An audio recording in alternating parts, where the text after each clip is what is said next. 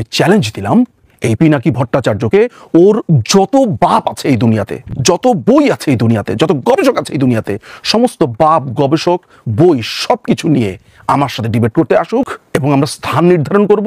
সারা পৃথিবী সেই ডিবেট দেখবে। যদি এক বাপের এক মায়ের ছেলে হয়ে থাকে তাহলে পিনাকি আমার এই চ্যালেঞ্জ গ্রহণ কর। আসো খেলবো, খেলা হবে, খেলা হবে। 24 তারিখের পরে খেলা হবে। তুই, তোর খালেদা জিয়া, তোর জামাত, তোর হেফাজত সব নিয়ে আমরা খেলবো। এই দেশের সমস্ত রাজাকারদের অ্যাপোলজিস্ট এবং রাজাকারদের সবচাইতে কাছের এখন বন্ধু হচ্ছে পিনাকি ভট্টাচার্য।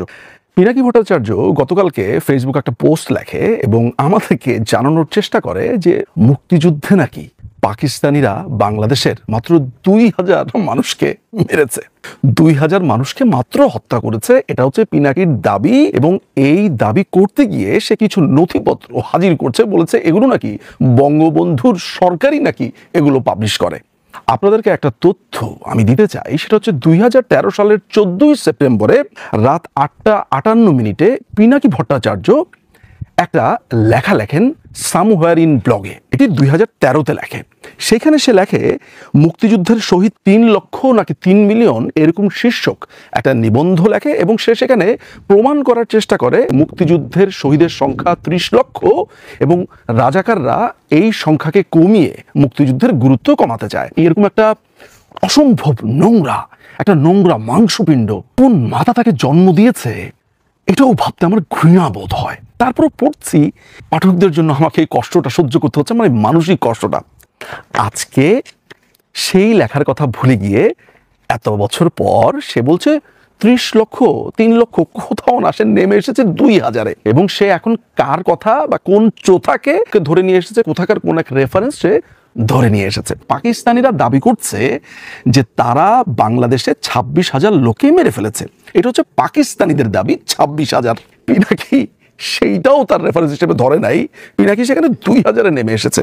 এই রাজাকার এখন বলে বেড়াচ্ছে যে গবেষকরা কি তাদের গবেষণা থেকে সরে আসে না, তারা কি তাদের গবেষণার চেঞ্জ করে না, তাদের চিন্তা চেঞ্জ করে না। আরে বেটা, নিউটন আপেল গাছে থেকে পড়েছে, সেটার সূত্রের এদিক সেদিক হতে পারে রে, কিন্তু নিউটন কখনো এই দাবি করবে না যে গাছ আপেল নিচে পড়লে আপেল উপরের দিকে যায়।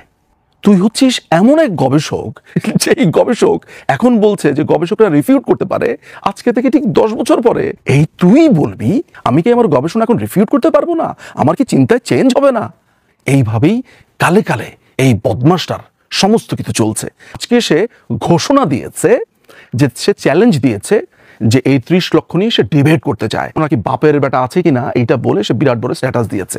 আমি নিঝুম মজুমদার, আজকে 18ই অগস্ট ইংল্যান্ড সময় 3:07 আমি চ্যালেঞ্জ দিলাম এই পিনাকি ভট্টাচার্যকে, ওর যত বাপ আছে এই দুনিয়াতে, যত বই আছে এই দুনিয়াতে, যত গবেষক আছে এই দুনিয়াতে, সমস্ত বাপ, গবেষক, বই সবকিছু নিয়ে আমার সাথে ডিবেট করতে আসুক এবং আমরা স্থান নির্ধারণ করব। সারা পৃথিবী সেই ডিবেট দেখবে। যদি এক বাপের এক মায়ের ছেলে হয়ে থাকে তাহলে পিনাকি আমার এই চ্যালেঞ্জ গ্রহণ কর।